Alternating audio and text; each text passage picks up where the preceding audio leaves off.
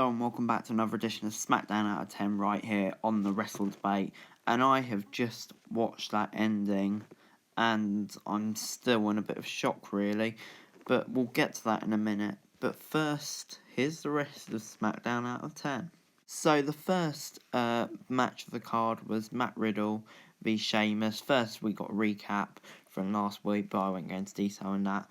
Riddle went for an early standing hold, but Sheamus locked in a headlock of his own. Sheamus hit some kicks before Riddle locked him in the armbar.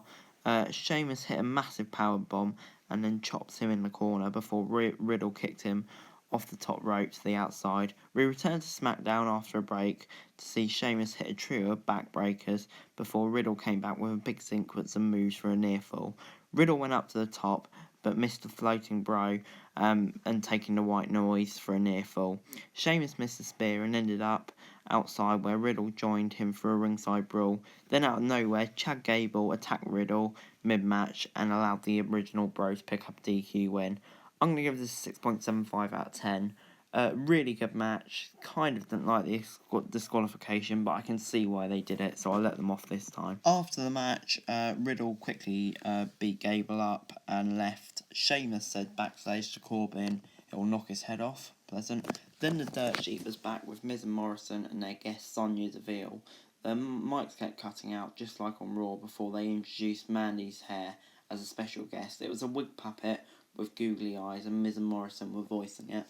They finally called Deville out and she was trashing on Mandy, saying that she was pathetic, and Miz reminded us that no one heard from Rose since the attack. They kept making fun of Mandy and Otis before Heavy Machinery came out and attacked Miz and Morrison. They then fled the ring after being beaten up. I'm not going to give this a grade, probably too short, but it was an alright segment, I suppose. Next up, Cesaro was in action against Lince Dorado. Cesaro had the upper hand early on, but Lince came in with a Hurricane Rana as the lights flickered in the arena, it looked like. Cesaro caught him in the ring with a huge elbow drop, however, and Lince kicked out at two. Dorado hit the springboard stunner and two moonsaults from the ropes, but Cesaro caught him when he attempted a third and hit the neutralizer to pick up a pretty easy win in the end on SmackDown. I'm going to give it a 6.25 out of 10. Didn't really like the way they ruined the Lucha Bros momentum because they're just so good. But then again, it's good to see the SmackDown champions being strong. It was then announced that Miz and Morrison would be facing Heavy Machinery. Even Tucker was fired up. Wow. Then we came to the ring before Jeff Hardy v Corbin for The Fiend, and we returned to see that Alexa Bliss was in the ring and The Fiend was circling her. He went for the mandible claw, but Strowman made his return and said that he was a real monster and would face Wyatt at SummerSlam.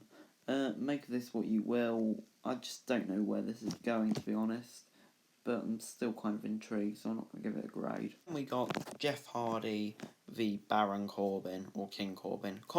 Corbin was dominating the match early on and sent Jeff outside for some big shots on the announce desk. Hardy was in trouble as Corbin dodged the twist of fate and hit a huge clothesline after Jeff counted him on the outside.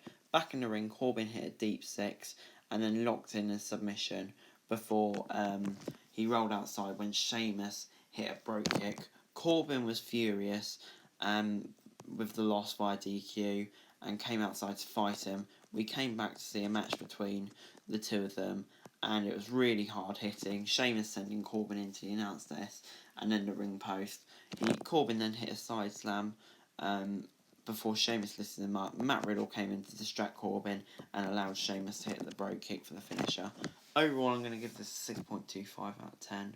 Just don't really understand why two heels are fighting. Didn't really make a whole lot of sense. Yeah. Backstage, we got a fun Biggie promo, as you do, and then Bayley and Sasha told they were having a Zoom call with Stephanie.